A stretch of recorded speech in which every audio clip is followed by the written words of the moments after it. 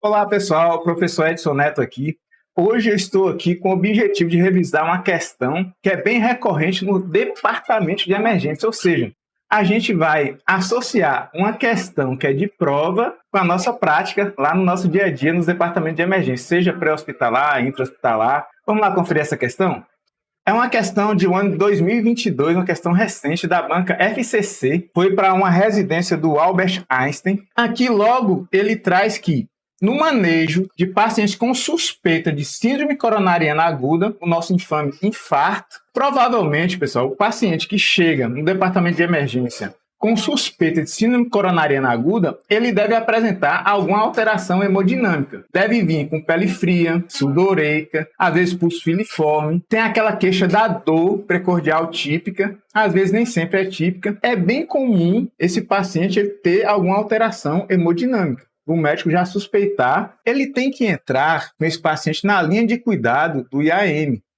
Qual que é a conduta de um paciente que está infartando no departamento de emergência? Ele tem até 10 minutos para fazer um ECG e encaminhar esse paciente para uma hemodinâmica, um hospital que tem hemodinâmica, ou, se for no próprio hospital dele, ele vai encaminhar esse paciente para hemodinâmica, se tiver alguma alteração sugestiva que está tendo ali alguma isquemia.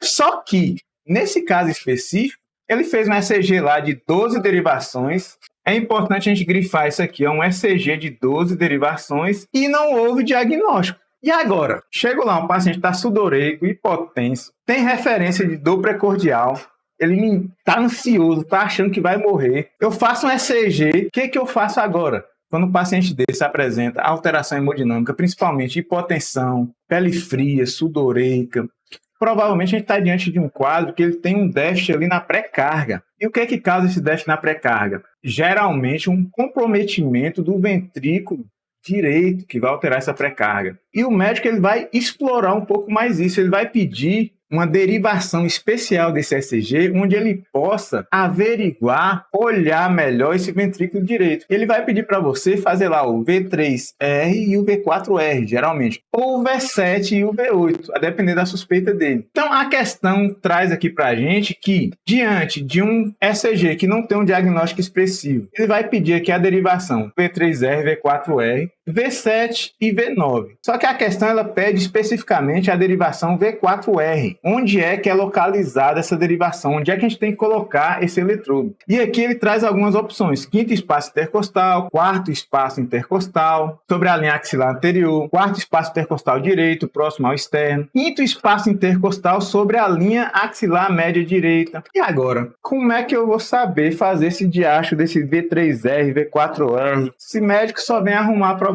para mim, né? Pessoal, antes da gente responder essa questão, a gente tem que entender uns conceitos básicos do que é um ECG e como é que a gente realiza esse exame. A gente, como enfermeiro, a gente tem que saber realizar esse exame e supervisionar a nossa equipe técnica se está realizando da forma correta. Se esse exame for feito de uma forma errada, se esses eletrodos estiverem colocados em uma posição errada, ele pode dar um exame falso. Pode ser que o médico, através daquele exame, ele tenha uma conduta ali que não é melhor para o nosso paciente. Então é muito importante que a gente, enquanto enfermeiro, a gente, enquanto técnico de enfermagem, saiba realizar esse exame da forma correta. Então vamos fazer uma revisão aqui desse exame, como é que ele é feito. A primeira coisa que eu quero trazer para vocês aqui é esse cabo, que ele é padrão na maioria dos departamentos de emergência, em diversos equipamentos que realizam esse ECG. É um cabo de 10 vias. Só que, se vocês olharem lá no enunciado da questão, o médico está solicitando um ECG de 12 derivações. E aí que começa a confusão. Como é que eu só tenho 10 cabos? Logo 10 eletrodos e eu vou fazer um ECG de 12 derivações. E agora, como é que a gente resolve esse problema? Além desse problema da questão de ter 10 cabos e 12 derivações, é muito comum o pessoal lembrar de Flamengo e Brasil para poder colocar os eletrodos na posição correta. Eles vão lembrar do eletrodo amarelo, do eletrodo verde, que vai ser Brasil. E eles vão lembrar desse eletrodo aqui vermelho, desse eletrodo preto, vão lembrar do Flamengo. Esses eletrodos vão nos fornecer as derivações frontais. Derivações frontais. Vamos fazer um parênteses aqui nessas derivações frontais para a gente tentar entender por que eu ainda tenho 10 cabos e eu vou ter que oferecer um ECG de 12 derivações. Pessoal, vamos voltar aqui rapidamente em 1902, onde teve um cidadão aqui, William Einthoven, que deu seguimento a diversas pesquisas que já haviam acontecendo naquela época, onde o pessoal já percebeu que em nosso corpo humano ele produzia eletricidade, ele já existia ali algum estímulo elétrico, fazendo com que nossos músculos se contraíssem. E ele deu seguimento com esse experimento chamado galvanômetro de corda, onde ele pegava seu braço esquerdo, seu braço direito, tua perna esquerda, colocava aqui tua perna direita como terra, em uma solução com eletrólitos. Esse equipamento que ele desenvolveu, ele captava a atividade elétrica do nosso corpo, chamado o galvanômetro de corda. Esse mesmo equipamento que ele usa, esse mesmo fundamento de ter o braço direito, o braço esquerdo e a perna esquerda e outra perna direita ali de neutro, é o que a gente usa até hoje. Apenas a gente substituiu, claro, né, esse balde aqui, o balde que ele tinha ali, por um eletrodo. Se vocês forem observar, em qualquer seja que a gente for fazer, a gente vai colocar lá uma presilha no braço direito, uma presilha no braço esquerdo e uma presilha na perna esquerda. É o mesmo princípio que a gente usa até hoje. E a partir daí a gente teve as derivações frontais. Lembrem desse nome, derivações frontais. Até hoje a gente faz as derivações frontais na nossa monitorização. A gente monitoriza, a gente geralmente não põe só 3 eletrodos, né? Ou 4, ou uma monitorização de 5 eletrodos. O que a gente quer reproduzir é basicamente isso que o William Einthoven fez lá. É captar esse estímulo elétrico de uma forma que a gente consiga identificar alguma alteração diante do padrão normal. A gente tem um padrão normal e se eu tiver alguma alteração ali, a gente vai identificar, né? Os equipamentos hoje já conseguem, já tem alarme, já tem bips. Se a frequência cardíaca está lá 150, né? O monitor lá já alarma. Se a frequência cardíaca tiver menos que 60, o monitor já alarma. Se tiver ali uma extracístole, uma arritmia, o monitor já alarma.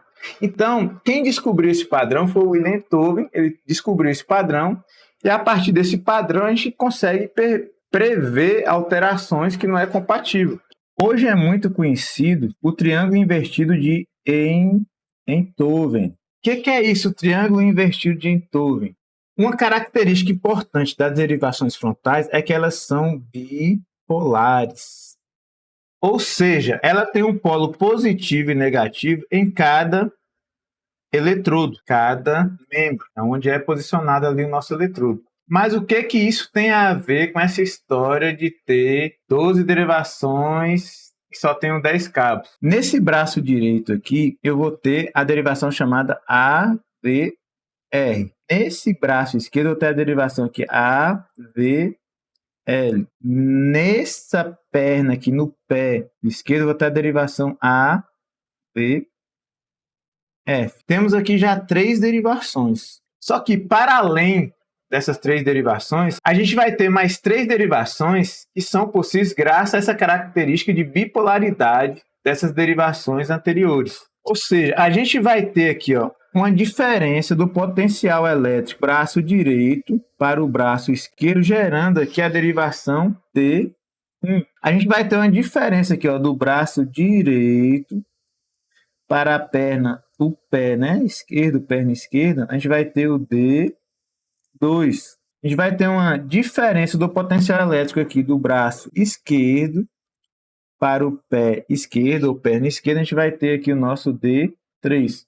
Ou seja, se vocês perceberem aqui, a gente tem aqui uma derivação, né, o braço direito, 2 derivações, o braço esquerdo, 3 derivações, a perna esquerda. E aí eu vou ter aqui D1, a 4ª derivação, D2, a 5ª, e D3, a 6ª derivação. Ou seja, apenas com esses 3 eletrodos mais um neutro, eu tenho 6 derivações. Eu vou ter ali um eletrodo no braço direito, um eletrodo no braço esquerdo, um eletrodo na perna esquerda, 3 eletrodos, e um eletrodo neutro ali na perna direita. Somente 4 eletrodos. Porém, esses 4 eletrodos vão me gerar a derivação AVL, AVR, AVF, D1, D2, D3. Com 4 eletrodos, eu estou gerando aqui 6 derivações. Então, a partir daí que a gente consegue fazer esse ECG de 12 derivações com apenas 10 eletrodos. Vocês vão perceber que quando a gente for falar agora, mais à frente, das derivações frontais, elas são unipolares, tem apenas uma polaridade em cada eletrodo. Então, ela vai gerar apenas uma derivação em cada eletrodo que a gente colocar. Pessoal, é muito importante que a gente saiba posicionar os eletrodos nos locais corretos. Aqui nós temos as derivações precordiais. Derivações precordiais. A gente tem o V1, V2, V3, V4, V5 e V6. Mas onde, professor, que eu coloco essas derivações? Qual que é a referência anatômica que eu tenho? Então, pessoal, a gente tem que ter uma referência anatômica, saber onde é que a gente coloca. Não é olhar lá, eu acho que aqui, eu já vi aqui, ali, assado. A gente tem referências anatômicas para poder nos direcionar onde é que a gente vai colocar esse eletrodo na posição correta, para não dar alteração naquele padrão de ECG que eu vou comparar, para ver se eu tenho alteração ou não. Vamos aqui conferir esses locais anatômicos, essas referências anatômicas que a gente tem para colocar esse eletrodo. Primeiro eletrodo que a gente vai colocar é o V1. Para posicionar o eletrodo V1 na posição correta, eu tenho que localizar aqui o manúbrio do externo. Localizei o manúbrio do externo, eu vou contar primeiro espaço intercostal, após o manúbrio do externo, vou colocar aqui o primeiro, colocar aqui o segundo, terceiro, o V1 ele vai estar aqui no quarto espaço intercostal para external, ou seja, não vou colocar ele aqui em cima do externo, vou colocar ele ao lado do externo, chama para external. O V2, mesma história, quarto espaço intercostal para external. Então aqui eu já tenho a posição do V1, do V2. E o V3, qual que é a referência anatômica que eu tenho? A gente não tem referência anatômica para o V3, então a gente pula para o V4, onde eu vou traçar uma linha aqui na hemiclavicular, vou pegar na metade da minha clavícula aqui, vou ver minha clavícula, vou descer, uma linha chamada hemiclavicular, até o quinto espaço intercostal, aqui já aqui a gente já está no quinto espaço intercostal, e vou colocar aqui o meu eletrodo do V4. E o V3, pessoal, vou traçar uma diagonal entre o V4 e o V2 e vou colocar. A gente não tem referência anatômica para o V3. Aí o V5 eu vou traçar, tá, uma sequência aqui ainda no quinto espaço intercostal, na linha axilar, tá, aqui o V5, na linha axilar anterior. E o V6 vai estar aqui na linha axilar média. Através dessa posição, a gente já tem aqui nossas derivações. Antes nós obtivemos as nossas derivações frontais. Não foram 6 derivações? A, B, L, A, B, R, A, V, D1, D2, D3. 6 derivações, certo? E agora nós temos mais 6. V1, V2, V3, V4, V5, V6. Aqui nós temos nosso ECG de 12 derivações. 12 derivações. 1, 2, 3, 4, 5, 6, 7, 8, 9, 10, 11, 12 derivações. Tranquilo para vocês aí? Pessoal, é muito importante que a gente saiba como fazer o ECG que a gente chama de padrão, saber onde é que a gente posiciona os eletrodos, por que tem 10 cabos e 12 derivações, para a gente poder responder nossa questão lá. Lá na nossa questão, o médico ele fez esse ECG padrão e não identificou nenhuma alteração específica. Então, ele suspeitou que poderia ter algo a mais. E ele solicitou que fizesse uma derivação V4R. Como é que a gente vai fazer essa derivação V4R? Vamos aqui verificar. A gente tem aqui esse eletrodo que é o V4 do lado esquerdo. Para a gente fazer esse V4R, eu vou retirar esse eletrodo aqui, esse V4, e vou posicionar ele aqui na linha hemiclavicular, no quinto espaço intercostal, do lado direito. É aqui que a gente vai ter o nosso V4R. Aqui eu trouxe uma outra figura para vocês verem. Tem aqui o nosso manúbrio, né? Manúbrio. Primeiro espaço intercostal. Segundo, terceiro, quarto, quinto espaço intercostal. Bom, V1 está aqui no quarto, né? Bonitinho. V4R vai vir aqui do mesmo local, pessoal, tá? V4R vai estar aqui, ó. Ele só vai sair aqui da direita, da esquerda e vem para a direita. E se o médico quiser V3R, mesma coisa. Eu já tenho o V1 lá, vou colocar o V3R aqui na diagonal. Vou traçar uma diagonal entre o V1 e o V4. Beleza? Tranquilo? E tem uma situação, pessoal, de alguns pacientes que tem um negócio chamado destrocardia. Nosso coração ele é aqui no mediastino, voltado para a esquerda, não é isso? Tem alguns pacientes que têm alteração anatômica que esse coração, ele vem aqui no mediastino, ele é meio que invertido, ele vai para o lado direito. Então o médico, para poder identificar alguma alteração nesse coração, ele vai ter que pedir um ECG do lado direito. E ele vai seguir nessa sequência. Os mesmos eletrodos que a gente colocar lá do lado esquerdo, vai colocar aí do lado direito. V1 e V2 permanece, V4 M clavicular, V3 no meio, aí vai ter o V5, linha axilar anterior, V6R, linha axilar média. É importante esse R aqui, ó. Só é muito importante vocês pensarem nesse R. Por quê? Se eu estou tirando o eletrodo lá, o V4, aqui do meu lado esquerdo, aí eu tiro o eletrodo, coloco lá do lado direito, V4. Só que o meu aparelho ele não vai identificar que eu coloquei esse eletrodo lá do lado direito. Então, assim que eu imprimir esse ECG, eu vou colocar lá, ó, no V4, eu vou colocar que é R. Para quem está avaliando, saber que eu tirei o eletrodo daqui do lado esquerdo, coloquei do lado direito, beleza? Isso é coisa nossa, da enfermagem. A gente tem que saber, foi a gente que fez o exame, porque quem vai pegar o papel lá não vai saber se aquele V3R é V3R, ou é V3 normal, se aquele V4 normal, ou é V4R. Então a gente tem que ter essa atenção de chegar lá no ECG e escrever com a canetinha lá, ó, V3R, V4R. E é bom lembrar para vocês também que tem algumas situações que o médico ele vai pedir o V7, V8 e V9. Como é que eu faço esse V7, V8 e V9? Eu pego o V4, coloco aqui na linha axilar posterior, ele vai virar V7. Eu pego o V5, coloco aqui abaixo da clavícula, né? Tem que ser aqui abaixo da clavícula, tá? Na linha média. Não pode ficar muito em cima do osso. E ele vai ser aqui, ó, o V8. E eu pego lá o V6, vou colocar o V6 lá na linha posterior à clavícula. Seria assim, esse V6 vai virar V9. Vamos voltar lá para a nossa questão, para ver se agora a gente consegue resolver? Vamos ver como é que era a nossa questão. Então, a nossa questão, ela traz aqui que no manejo do paciente com suspeita de síndrome coronariana aguda, né, o nosso IAM, que apresenta ECG de 12 derivações, a gente já entendeu, né, por que tem 12 derivações de 10 cabos, não teve um diagnóstico específico. Aí ele pediu que fizesse a derivação V4R, e ele quer saber onde é que é a posição anatômica que eu vou colocar esse eletrodo, né, do V4R. Agora todo mundo já sabe, vamos só conferir aqui, ó. Quinto espaço intercostal sobre a linha média clavicular direita. Vamos ver as outras questões. Quarto espaço intercostal sobre a linha axilar anterior direita.